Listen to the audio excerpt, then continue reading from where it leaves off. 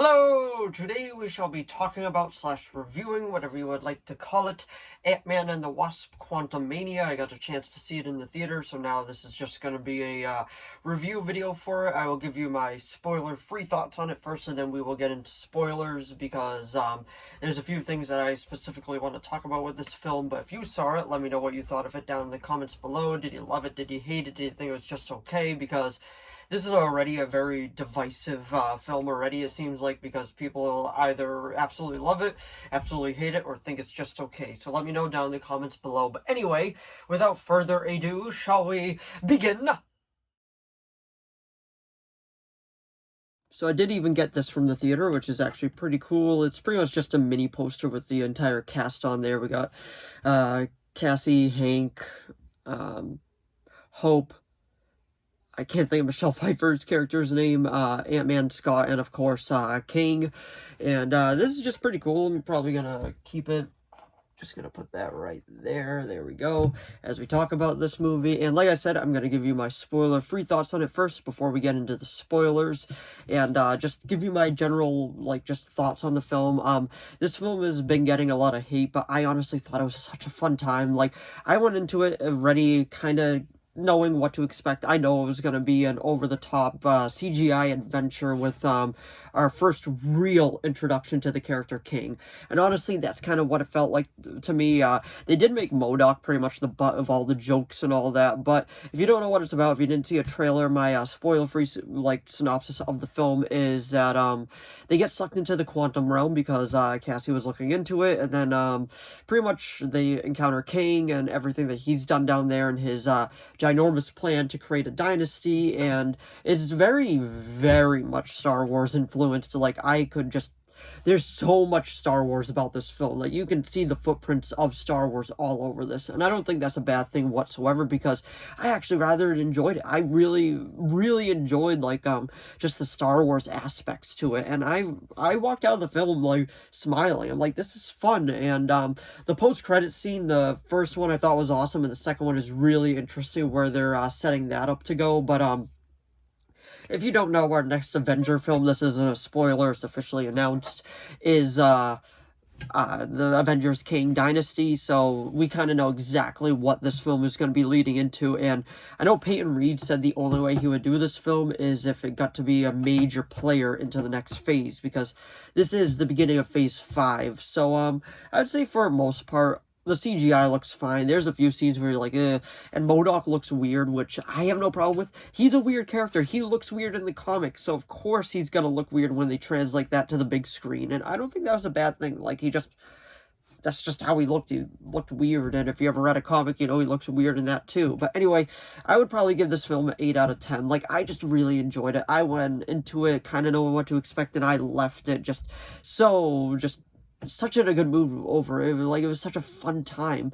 But like I was saying, my spoiler-free thoughts is 8 out of 10, and now we're gonna get into spoilers in 5, 4, 3, a 2, a 1, a 0. So, the main spoiler parts I want to talk about is, MODOK. If you don't know, even though it's kind of spoiled in the trailer, is that MODOK is just, Darren Criss, from Darren Criss, that was his name, right? Yeah. From, Ant-Man, the first Ant-Man movie, he was Yellow Jacket, and they even made a joke about it. At first, he was actually menacing, even though they kind of did make a joke of him at first, him screaming, "I am the ultimate weapon!" But, towards the end of it, they kind of just made a joke of him, because he was like, "I am not a..." And then he went flying into Kang. It was just kind of like, oh, okay. I feel like the film goes at a very fast pace. We waste no time. Within the first 15 minutes, we are already going, right into the quantum realm, right away. And I didn't have any problems with that. I actually enjoyed that. We got right into the story right away. But I feel like the thing that most people are going to talk about with this film is definitely King the Conqueror.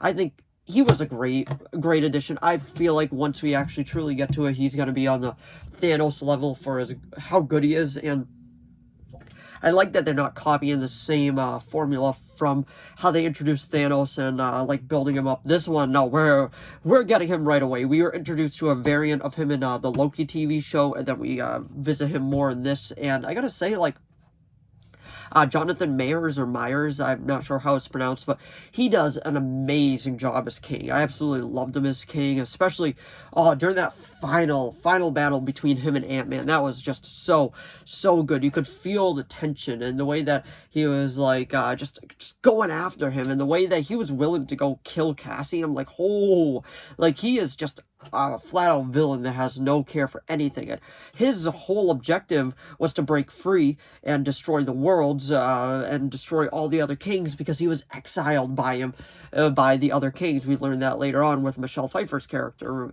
And I gotta say, she was great in this. Like, I always will know her as Catwoman from Batman Returns, but she was absolutely great in this. Like, I loved her character. I liked her in the second one too, Ant-Man and the Wasp. I don't have any problems with Ant-Man and the Wasp. I just find it a kind of forgettable film. Not bad by any means, just like, it was alright. This is actually, in my opinion, I think this was actually the best one out of the trilogy, but that's just how I personally feel about it. But I love the sci-fi-ness of it. I love the sci-fi feeling, and I love the different aliens and creatures that we meet.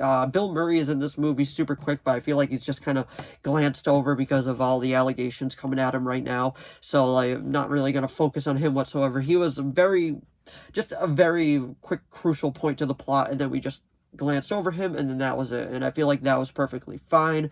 And but anyway, back to the ending. They have this big revolution, and they end up fighting against King and his dynasty, kind of like even like Star Wars. What was it? The Rise of Skywalker. Definitely gave me vibes of that. And then they had their big final battle, and then King and Ant-Man went at it, and then like the way Ant-Man was just going at him, like throwing everything, it was barely just affecting King. It should really give us a good idea of how powerful this man actually is. Like, he is full on just not to be messed with. Like, he is just beyond powerful, and I can't believe that. Like, I absolutely love like how OP he is, and I feel like it's going to be very hard for the Avengers to beat him. But anyway, they have their big final battle. The music is awesome, and that line that they said in the trailer, I wish that they saved for the movie. It's so good when he's pretty much got Ant-Man like this, and then Ant-Man was like, I don't gotta win, we both just gotta lose. Like, that's such a good line, and I really wish they saved it just for the movie,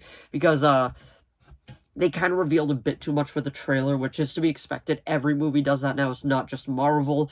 But anyway, they have their big final battle, and then he ends up getting sucked into, like, just the battery. So, I don't know if he's dead or not, but at the very end, like, Scott is like, did I just screw over everything? Did I just let the man that said he was going to destroy the world, destroy the world and destroy all the other what did I just do? And he's like, that's probably fine. And then he's like, maybe it isn't. And then we go to the post-credits scene, which is all the different kings meeting. And this is one of my favorite scenes of the movie, when they were all meeting. He's like, how many did you call? And he's like, all of them. And we see all the other kings. And then at the very, very end of this post-credits scene, we see the king from the comic book, pretty much as accurate as you can get, just screaming, ah!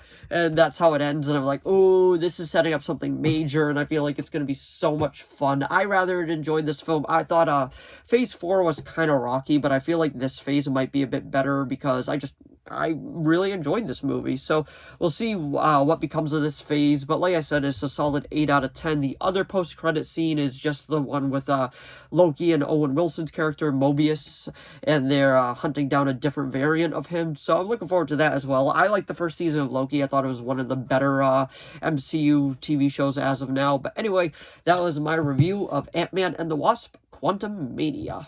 So if you enjoyed this video, please give it a like and a subscribe so I know to keep making more of these. If you have any video requests, please leave them down in the comments below. I'll do my best to reply. As of now, I have a few video requests. They are being made, but if you do have any more, just let me know. As long as it is within my capability of making, I will be making it.